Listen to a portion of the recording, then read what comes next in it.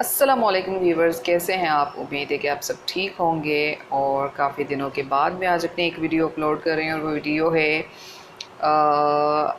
मेरे पास इस वक्त मेरे थर्ड सेमेस्टर की बुक्स मौजूद हैं जो कि मुझे मिल गई हैं आज। और third semester educational leadership and management का है मेरा, और इंशाल्लाह ये फ़ाइनल सेमेस्टर है। और मैं थोड़ा सा आज वीडियो इस टॉपिक पे बनाना चाह रही हूँ कि जो लोग बीएड या बीए या कोई भी क्वालिफ़िकेशन अल्लामा इकबाल ओपन यूनिवर्सिटी से लेते हैं तो क्या प्रोज़ एंड कॉन्स हैं, क्या ऐसी प्रॉब्लम्स हैं जो उनको फ़ेस करनी पड़ती हैं, और क्या अच्छी बातें हैं इस यूनिवर्सिटी की। सबसे अच्छी बात तो ये है कि ये डिस्टेंस लर्निंग पहले कहलाती थी, इसकी डिग्री डिस्टेंस लर्निंग की कैटेगरी में आती थी, बट फिर इन्होंने वर्कशॉप्स का जो एक सिस्टम रखा है वो बहुत अच्छा है। और बाज़ औक़ात बहुत बेहतरीन टीचर्स से आपको वर्कशॉप्स मिलती हैं, और बाज़ औक़ात तो टीचर्स का ये हाल होता है कि हम किस दरवाज़े से भागें, ये टीचर हमें क्या पढ़ा रहे हैं। एनीवेज़, देखें, हर प्रोफेशन में अच्छे और बुरे लोग होते हैं, स्किल्स सबकी एक जैसी नहीं होती। बट अगेन थोड़ा सा ये है कि टीचर्स की जो उसमें परफॉर्मेंस है वर्कशॉप पे, उसमें थोड़ा सा क्वेश्चन मार्क आता है ज़्यादातर, लेकिन बहुत कम ही ऐसा होता है कि हाईली क्वालिफाइड टीचर और हाईली स्किल्ड टीचर आपको मिल जाए, तो यू आर फॉर्चुनेट इनफ। अच्छा, इस वक्त मैं रिव्यू करने जा रही हूँ, मेरे पास कितनी बुक्स हैं थर्ड सेमेस्टर की। First of all, professionalism in teaching, ये मेरा कोड है, ये एक बुक है। इसके अलावा मैनुअल टीचिंग प्रैक्टिस जो हमने सेकेंड सेमेस्टर में भी की थी हमने, तो वो टीचिंग प्रैक्टिस नंबर 1 थी, ये नंबर 2 है। और मुझे नहीं समझ में आ रहा ये जो डेडलाइन दी हुई है असाइनमेंट की किस तरह से पॉसिबल होगा। 20 डेज़ में असाइनमेंट नंबर 1 सबमिट करवाना है, तो मेरे लिए तो काफ़ी मुश्किल है। और लेट्स सी कि कब तक बन जाता है, बट ये कि बनाना तो पड़ेगा इसी टाइम में। अच्छा, इस दफ़ा इन्होंने यहाँ पर ये आपको नोट नज़र आ रहा होगा, इसमें लिखा हुआ है ड्यू टू कोविड-19 Allama Iqbal open university is offering its educational facilities on LMS learning management system, so through the virtual classroom. So ये आपको कुछ वर्कशॉप्स ऑनलाइन लेनी पड़ेंगी, इसके लिए फिर आपको लॉगिन डेटा और पासवर्ड्स और ये सारा यूनिवर्सिटी SMS करेगी। बट मेरे पास अभी तक कोई इन्फॉर्मेशन नहीं आई।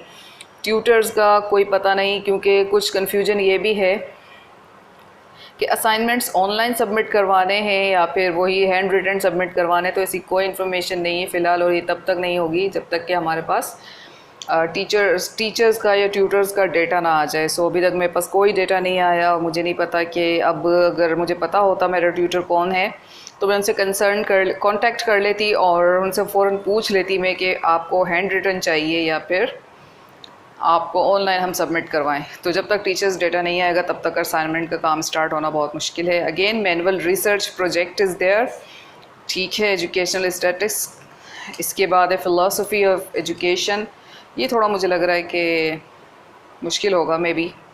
ह्यूमन डेवलपमेंट एंड लर्निंग, ये इंटरेस्टिंग है, मेरे इंटरेस्ट का टॉपिक है। और एक जो टॉपिक है मेरा इंटरेस्ट का वो है प्रोफेशनलिज्म इन टीचिंग।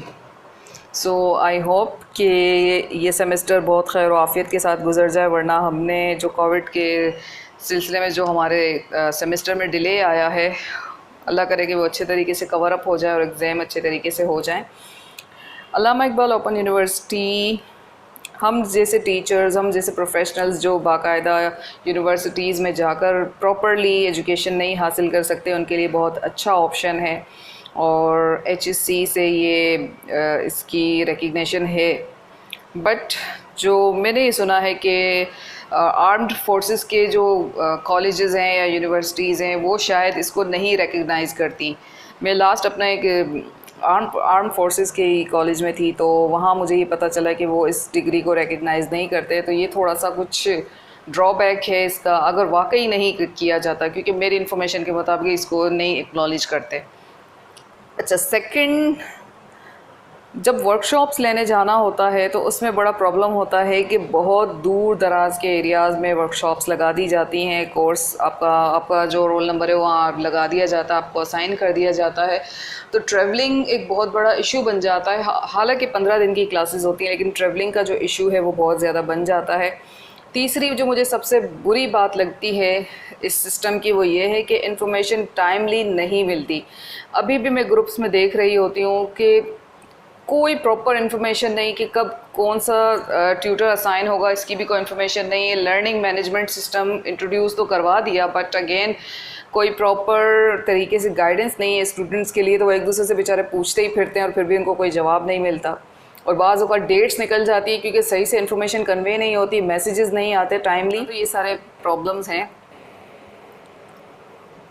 तो ये सारे के सारे प्रॉब्लम्स हैं जिनकी वजह से स्टूडेंट बहुत ज़्यादा परेशान होते हैं और बहुत ज़्यादा उनको प्रॉब्लम फेस करनी पड़ती है। और वो फिर नेगेटिव कमेंट्स आते हैं यूनिवर्सिटी के अगेंस्ट, और वो आगे अगले लोगों को रेफ़र नहीं करते यूनिवर्सिटी।